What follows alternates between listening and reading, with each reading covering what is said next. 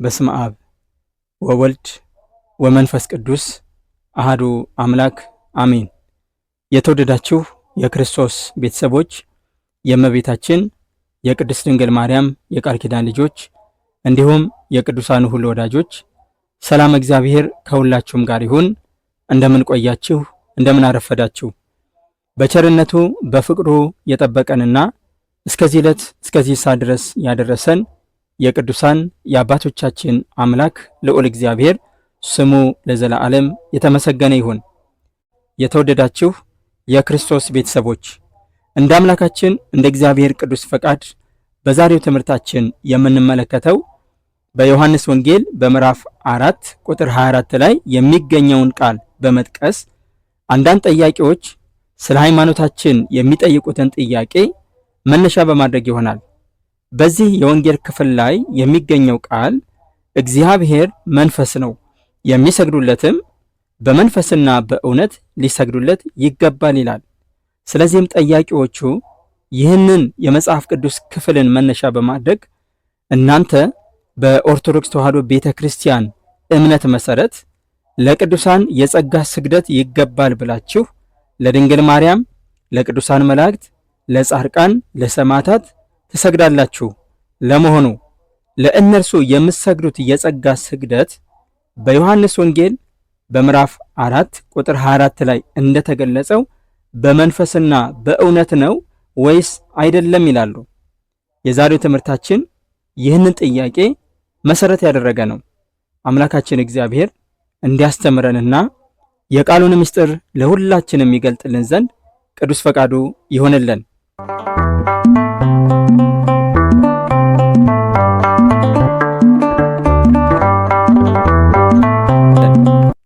ለመሆኑ ለእግዚአብሔር በመንፈስና በእውነት መስገድ ማለት ምን ማለት ነው? ይህንን ያልተረዳ ሰው ለቅዱሳን የሚቀርበውን የጸጋ ስግደትን መረዳት ፈጽሞ አይችልም። በመጀመሪያ ሰው ስለ አምላኩና ለአምላኩ ሊያደርግ ስለሚገባው ነገር በሚገባ መረዳት መገንዘብ ይገባዋል። ብዙ ሰዎች ይህንን የመጽሐፍ ቅዱስ ክፍልን በትክክለኛ መንገድ ስለማይረዱት ለእግዚአብሔር በተግባር የሚሰግዱት ስግደት የላቸውም። ለእግዚአብሔር የማይሰግዱ ሆነው ሳለ ነገር ግን ለእግዚአብሔር ወርቀው ተንበርክከው የሚሰግዱ ሰዎችን ሲቃወሙ እንመለከታለን። የዚህም ትልቁ ችግር በቅዱሳት መጻሕፍት የተጻፈውን ቃል በተሳሳተ መንገድ የመረዳት ችግር ነው። ለመሆኑ በዚህ የወንጌል ክፍል ላይ የተጻፈው ቃል ምንን ያመለክታል የሚለውን እንመልከት። ቃሉን የተናገረው ክብር ምስጋና ለስሙ ይሁንና ጌታችን አምላካችን መድኃኒታችን ኢየሱስ ክርስቶስ ነው። እግዚአብሔር መንፈስ ነው ብሎ ሲናገር የእግዚአብሔርን የባህሪውን ረቂቅነትን ያመለክታል። መንፈስ የሚለው ቃል ለእግዚአብሔር ባህሪ መገለጫ ተደርገው ከሚነገሩ ቃሎች መካከል አንዱ ነው። ይኸውም የእግዚአብሔርን የባህሪውን ረቂቅነት የሚያስረዳ ቃል ነው። የሚሰግዱለትም በመንፈስና በእውነት ሊሰግዱለት ይገባል ሲል በአብራከ ነፍስ ሆነው በነጻ ጠባይ ጸንተው በመንፈስ ቅዱስ ልጆች ሆነው በጽድቀ አሚን ጸንተው በመንፈስ ቅዱስ በወልድ አምነው ሊሰግዱለት ይገባል ማለትን ያመለክታል። የቃሉ መሰረታዊ ትርጉም ይህንን የሚያመለክተው።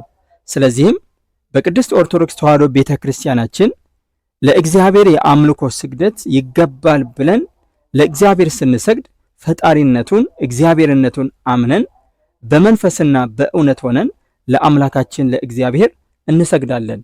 ይህ ለእርሱ የሚገባውን ስግደት የሚያረጋግጥ ነው። ቅዱሳንን ለማክበራችን ለመውደዳችንና ለነርሱ የጸጋ ስግደትን ለመስገዳችን መሰረቱ የእርሱ የአምላካችን የእግዚአብሔር ቃል ነው። ስለዚህም እርሱን አምላካችን እግዚአብሔርን የምንከተል ከመሆናችን የተነሳ እርሱ ባስተማረን በነገረን መሰረት ለቅዱሳን የሚገባውን ክብርን በተግባርም በቃልም እንሰጣለን። ሐዋርያው ቅዱስ ዮሐንስ በአንደኛ መልእክቱ በምዕራፍ 3 ቁጥር 18 ላይ እንደዚህ ብሏል። ልጆች ሆይ በሥራና በእውነት እንጂ በቃልና በአንደበት አንዋደድ ብሏል። በዚህ ወንጌላዊ ቅዱስ ዮሐንስ በመልእክቱ በተናገረው ቃል ውስጥ መጓደዳችን በቃልና በአንደበት ብቻ ሳይሆን በስራና በእውነት መሆኑን የሚያረጋግጥ ቃል እናገኛለን። ቅዱሳንን እንወዳቸዋለን እናከብራቸዋለን ካልንና ለስማቸው ለተሰጣቸው ጸጋ ክብርን የምንሰጥ ከሆነ ይህ የምንሰጠው ክብር በስራና በእውነት የተገለጸ መሆን ይገባዋል። ስለዚህ ቅዱሳኑን የምንወዳቸው የምናከብራቸው የጸጋ የሆነውን ስግደትንም የምንሰግድላቸው በእውነት እንጂ ያለ እውነት አይደለም። ቅዱስ ዮሐንስ የተናገረው ይህ ቃል ይህንን የሚያረጋግጥልን ሆኖ እናገኛለን። እንደዚሁም ሐዋርያው ቅዱስ ጳውሎስ ኤጲፍራን በተመለከተ ሲናገር እንደዚህ ብሏል። ወደ ቆላሲስ ሰዎች በጻፈው መልእክቱ በምዕራፍ 1 ቁጥር 8 ላይ ደግሞም በመንፈስ ስለሚሆን ስለ ፍቅራችሁ አስታወቀን ብሏል።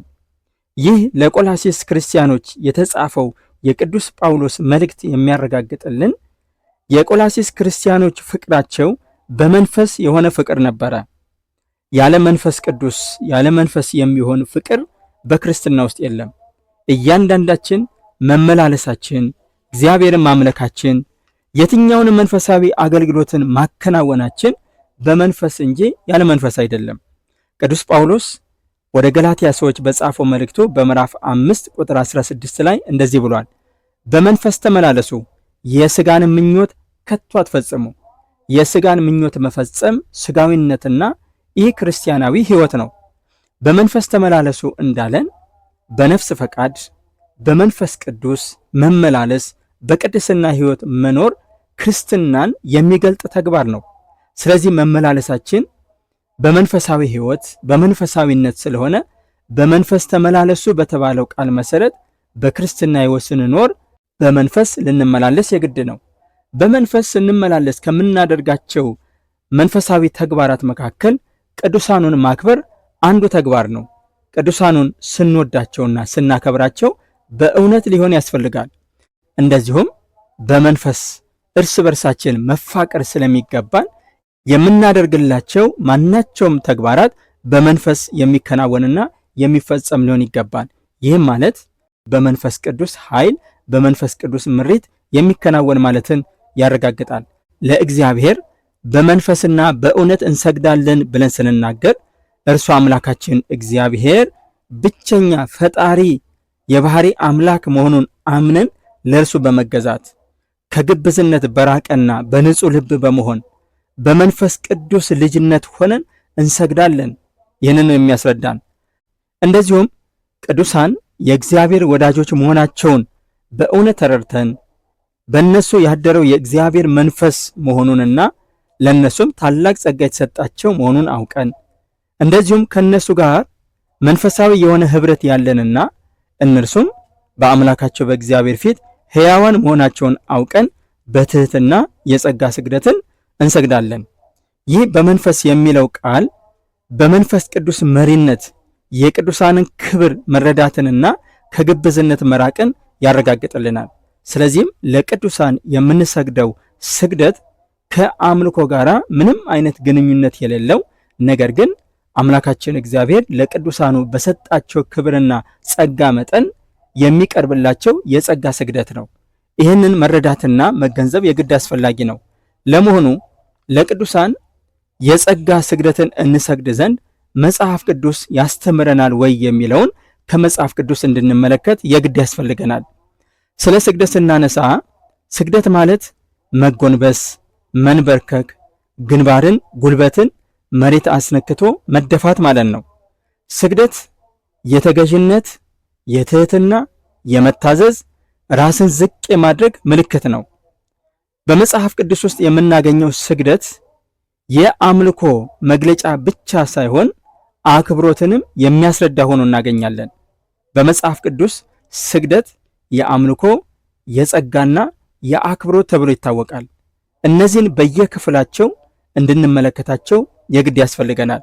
በመጀመሪያ የአምልኮ ስግደትን ስንመለከት ይህ የአምልኮ ስግደት ለእግዚአብሔር ብቻ የሚቀርብና አምላኬ ፈጣሪ በማለት የሚፈጸም ስግደት ነው።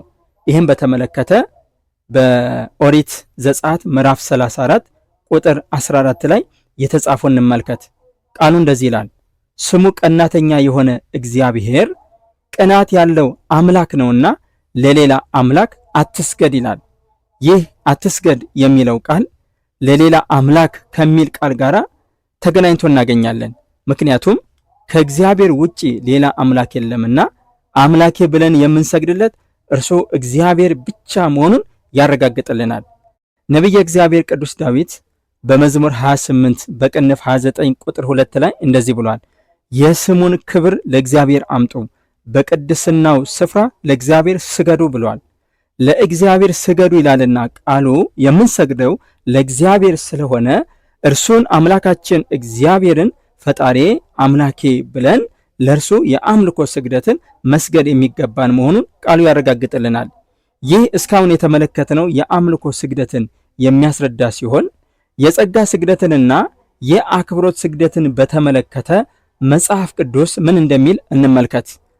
በኦሪት ዘፍጥረት በምዕራፍ 19 ቁጥር 1 ላይ ስንመለከት እንደዚህ የሚል ቃል እናገኛለን። ሁለቱም መላእክት በመሸ ጊዜ ወደ ሰዶም ገቡ፣ ሎጥም በሰዶም በር ተቀምጦ ነበር። ሎጥም ባያቸው ጊዜ ሊቀበላቸው ተነሳ፣ ፊቱንም ደፍቶ ወደ ምድር ሰገደ ይላል። ይህ ሎጥ የሰገደው ስግደት የአምልኮ ስግደት አልነበረም፣ የጸጋ ስግደት እንጂ። ምክንያቱም ሎጥ ፈጣሪውን እግዚአብሔርን በሚገባ ያውቃል። ስለዚህም ስግደት ሁልጊዜ የአምልኮ መግለጫ ብቻ ሳይሆን አክብሮትንም ለማሳየት ይቀርባል ማለት ነው።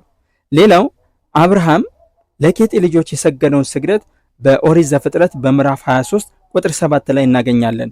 ቃሉ እንደዚህ ይላል፣ አብርሃምም ተነሳ ለምድሩ ሕዝብም ለኬጢ ልጆች ሰገደ ይላል። አብርሃም ፈጣሪውን እግዚአብሔርን በሚገባ የሚያውቅ ነው። ለመሆኑ ለምድሩ ሕዝብም ለኬጢ ልጆች የሰገደው ለምንድን ነው የሚለውን ብንመለከት ይህን ያደረገው ለኬጢ ልጆች ያለውን አክብሮት ለመግለጥ እንጂ የኬጢ ልጆችን ለማምለክ አልነበረም።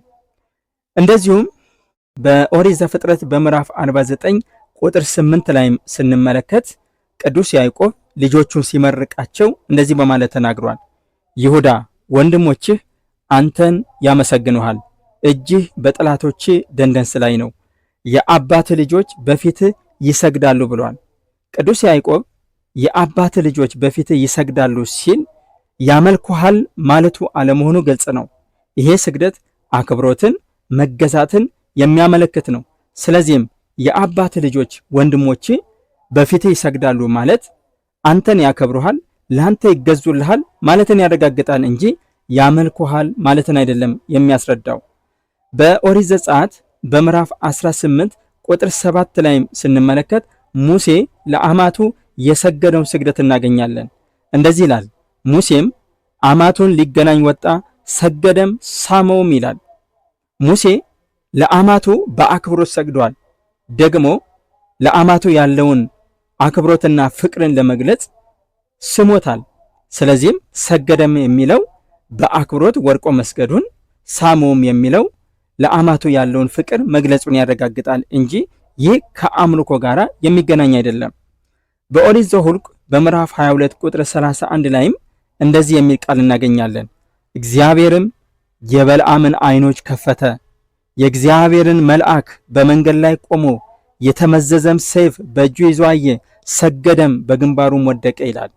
ይህ በመጽሐፍ ቅዱስ የተጻፈው እውነት የሚያስረዳን በለዓም ለመልአኩ የሰገደለት ለአምልኮ ሳይሆን ለአክብሮት መሆኑንና የሰገደለት ስግደት የጸጋ ስግደት መሆኑን ነው።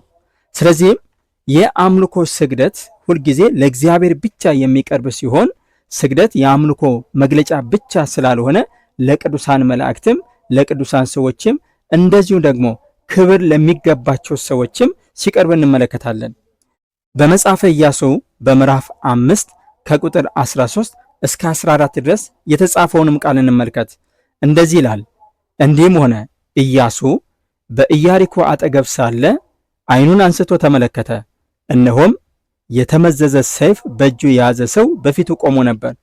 ኢያሱም ወደ እርሱ ቀርቦ ከኛ ወገን ወይስ ከጠላቶቻችን ወገን ነህን? አለው። እርሱም አይደለሁም፣ እኔ የእግዚአብሔር ሰራዊት አለቃ ሆኜ አሁን መጥቻለሁ አለ። ኢያሱም ወደ ምድር በግንባሩ ተደፍቶ ሰገደና ጌታዬ ለባሪያው የሚነግረው ምንድነው አለው ይላል። ይህ በመጽሐፈ ኢያሱ ላይ ተጽፎ የምናገኘው ቃል የሚያረጋግጥልን አንድ ትልቅ እውነት አለ። ይኸውም በመጀመሪያ ኢያሱ ያልሰገደ ሲሆን በኋላ ግን መልአክ መሆኑን ሲረዳ በግንባሩ ተደፍቶ ሰግዶ ጌታዬ በማለት መልአኩን ሲጠራው እንመለከታለን። ይህ የሚያስረዳን ለቅዱሳን መላእክት የጸጋ ስግደት የሚገባቸው መሆኑን ነው። በመጽሐፈ ሩት በምዕራፍ 2 ቁጥር 10 ላይም የተጻፈውን ስንመለከት ሩት ለቦዔዝ የሰገደችውን የአክብሮት ስግደትን እናገኛለን። እንደዚህ ይላል፣ በግንባሯም ተደፍታ በምድር ላይ ሰገደችለት። እኔንስ ለመቀበል በምን ነገር በፊትህ ሞገስ አገኘሁ? እኔ እንግዳ አይደለሁምን አለችው ይላል። በዚህ የመጽሐፍ ቅዱስ ክፍል ላይ እንደምንመለከተው ሩት ለቦዔዝ በምድር ላይ ተደፍታ የሰገደችለት ስግደት የአምልኮ ስግደት ሳይሆን የአክብሮት ስግደት ነው። ይህም የሚያሳየን ስግደት ሁልጊዜ የአምልኮ መግለጫ ብቻ ሳይሆን የአክብሮት መግለጫ በመሆን እንደሚያገለግልም ነው። በአንደኛ ሳሙኤል ምዕራፍ 20 ቁጥር 41 ላይ ስንመለከት ብላቴናውን በሄደ ጊዜ ዳዊት ከስፍራው በደቡብ አጠገብ ተነሳ፣ በምድርም ላይ በግንባሩ ተደፋ፣ 3 ጊዜ ለሰላምታ ሰገደ ይላል። ቅዱስ ዳዊት የሰገደው ይህ ስግደት ለሰላምታ የተሰገደ ስግደት ነው። ያውም በግንባሩ እየተደፋ 3 ጊዜ የሰገደው ስግደት ነው። የሰገደው ስግደት ደግሞ ለአምልኮ ሳይሆን ለሰላምታ መሆኑን መጽሐፍ ቅዱስ በግልጽ አስቀምጦልናል። ስለዚህም ስግደት ሁልጊዜ የአምልኮ መግለጫ ብቻ አይደለም ማለት ነው። በአንደኛ መጽሐፈ ነገሥት ምዕራፍ 1 ቁጥር 23 ላይ የተጻፈውንም እንመልከት።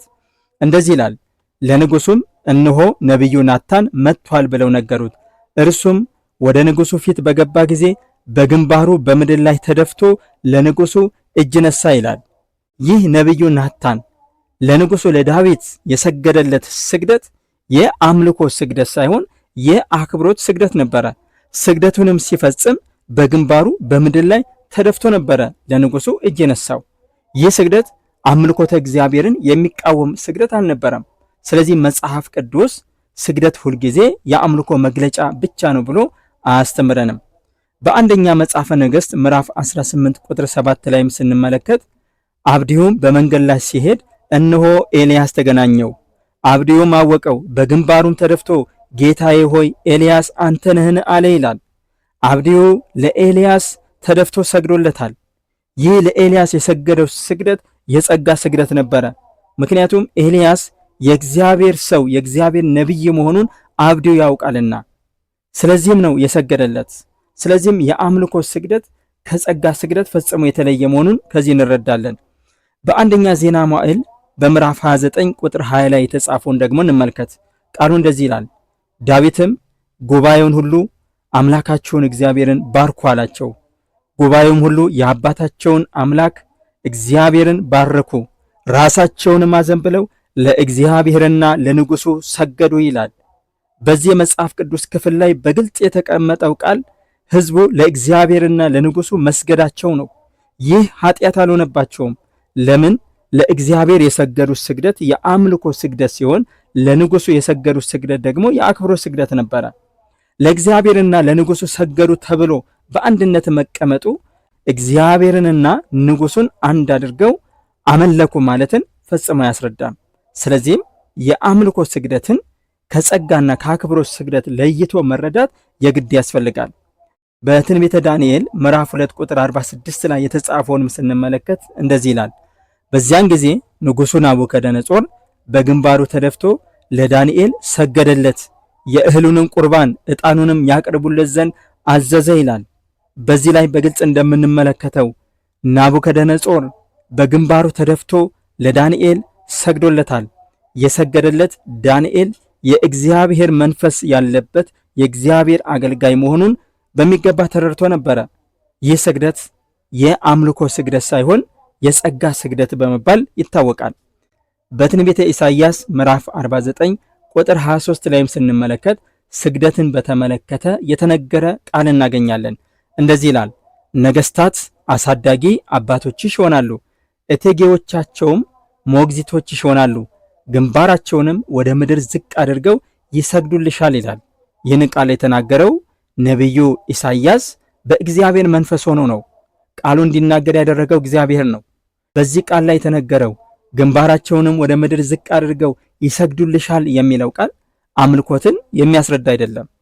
በትንቢተ ኢሳይያስ በምዕራፍ 60 ቁጥር 14 ላይ ስንመለከት እንደዚህ ይላል፣ የአስጨናቂዎችሽም ልጆች አንገታቸውን ደፍተው ወደ አንቺ ይመጣሉ፣ የናቁሽም ሁሉ ወደ እግርሽ ጫማ ይሰግዳሉ፣ የእግዚአብሔር ከተማ የእስራኤል ቅዱስ የሆንሽ ጽዮን ይሉሻል ይላል። ይህ ወደ እግርሽ ጫማ ይሰግዳሉ የሚለው ቃል ያመልኩሻል የሚል መልእክት ያለው አይደለም። ነገር ግን ይገዙልሻል፣ ያከብሩሻል የሚለውን ቃል የሚያስረዳ ነው። ስለዚህም ሁልጊዜ ስግደት የአምልኮ መግለጫ ብቻ ሳይሆን አክብሮትንም ለማስረዳት የሚነገር ቃል ሆኖ እናገኘዋለን። በሐዲስ ኪዳንም ስንመለከት በማቴዎስ ወንጌል በምዕራፍ 18 ቁጥር 26 ላይ ጌታችን መድኃኒታችን ኢየሱስ ክርስቶስ በምሳሌ ባስተማረው ትምህርት ውስጥ ስለ ስግደት ተናግሮ እናገኛለን። እንደዚህ ይላል፣ ስለዚህ ባሪያው ወርቆ ሰገደለትና ጌታዬ ሆይ ታገሰኝ፣ ሁሉንም እከፍልሃለሁ አለው ይላል። በዚህ ቃል ውስጥ የምናገኘው ይህ ሰገደለትና የሚለው ቃል ጌታችን መድኃኒታችን ኢየሱስ ክርስቶስ በምሳሌ ውስጥ የጠቀሰው ቃል ሲሆን ይህ ቃል የሚያስረዳን ስግደት የአምልኮ መግለጫ ብቻ ሳይሆን የትህትና ራስን ዝቅ የማድረግ ምልክት መሆኑን ነው። ይህ ባይሆን ኖሮ ጌታችን መድኃኒታችን ኢየሱስ ክርስቶስ ስግደትን በዚህ መልክ በዚህ ምሳሌያዊ በሆነ ትምህርቱ ላይ ባልጠቀሰውም ነበረ። ሌላው በሐዋርያት ሥራ በምዕራፍ 16 ቁጥር 29 ላይ ስንመለከት የወይን ቤቱ ጠባቂ ለጳውሎስና ለሲላስ የሰገደውን ስግደት እናገኛለን። እንደዚህ ይላል፣ መብራትም ለምኖ ወደ ውስጥ ሮጠ፣ እየተንቀጠቀጠም ከጳውሎስና ከሲላስ ፊት ተደፋ ይላል። ይህ ስግደት የአምልኮ ስግደት አልነበረም። የሰገደላቸው ስግደት የጸጋ ስግደት ነው።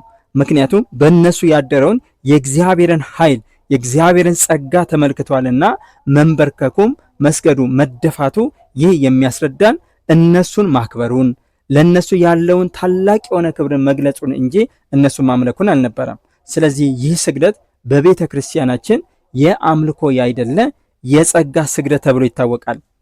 በዮሐንስ ራእይ በምዕራፍ 3 ቁጥር 9 ላይም ስንመለከት እንደዚህ የሚል ቃል እናገኛለን። እነሆ አይሁድ ሳይሆኑ አይሁድ ነን ከሚሉ ነገር ግን ከሚዋሹ ከሰይጣን ማህበር አንዳንዶችን እሰጥሃለሁ። እነሆ መጥተው በእግሮች ፊት ይሰግዱ ዘንድ እኔም እንደወደድኩ ያውቁ ዘንድ አደርጋቸዋለሁ ይላል። ይህ ቃል ጌታችን መድኃኒታችን ኢየሱስ ክርስቶስ ለቤተ ክርስቲያን አለቃ የተናገረው ቃል ነው። በእግሮች ፊት ይሰግዱ ዘንድ ብሎ ሲናገር አንተን ያመልኩ ዘንድ ማለቱ አልነበረም። ይሰግዱ ዘንድ ማለቱ ይገዙል ዘንድ ያከብሩ ዘንድ ማለትን ያመለክታል። ይህንንም ሲገልጥ እኔ እንደወደድኩ ያውቁ ዘንድ በማለት ይህን ቃል ገልጾታል ጌታችን መድኃኒታችን ኢየሱስ ክርስቶስ። ስለዚህም ይህ ጌታችን ኢየሱስ ክርስቶስ የተናገረው ቃል ስግደት ሁልጊዜ የአምልኮ መግለጫ ብቻ አለመሆኑን ያረጋግጥልናል። በዮሐንስ ራእይ በምዕራፍ 19 ቁጥር 10 ላይም ስንመለከት እንደዚህ የሚል ቃል እናገኛለን። ልሰግድለትም በእግሩ ፊት ተደፋው፣ እርሱም እንዳታደርገው ተጠንቀቅ፣ ካንተ ጋር የኢየሱስን ምስክር ካላቸው ከወንድሞችም ጋር አብሬ ባሪያ ነኝ። ለእግዚአብሔር ስገድ፣ የኢየሱስ ምስክር የትንቢት መንፈስ ነውና አለኝ ይላል። ይህን ቃል የተናገረው ወንጌላዊው ቅዱስ ዮሐንስ ነው። በቃሉ ላይ እንደምንመለከተው ልሰግድለትም በእግሩ ፊት ተደፋው ብሏል። ቅዱስ ዮሐንስ ወንጌላዊ በመልአኩ እግር ፊት ተደፍቷል። ይህንን ያደረገው ለቅዱሳን መላእክት የጸጋ ስግደት እንደሚገባቸው ስለሚያውቅ ነበረ። እርሱ በሰገደ ጊዜ የእግዚአብሔር መልአክ ትሑት ነውና በትህትና የመለሰለት ምላሽ ነበረ። ይኸውም እንደዚህ የሚል ነው፣ እንዳታደርገው ተጠንቀቅ፣ ካንተ ጋር የኢየሱስን ምስክር ካላቸው ከወንድሞች ጋር አብሬ ባሪያ ነኝ፣ ለእግዚአብሔር ስገድ የሚል ነው። መልአኩ ይህን የተናገረበት ምክንያት አንደኛ ስለ ዮሐንስ ክብር ነው፣ ሁለተኛ ስለ ስልጣነ ክህነት ክብር ነው፣ ሶስተኛ ደግሞ ስለ ትህትና ነው።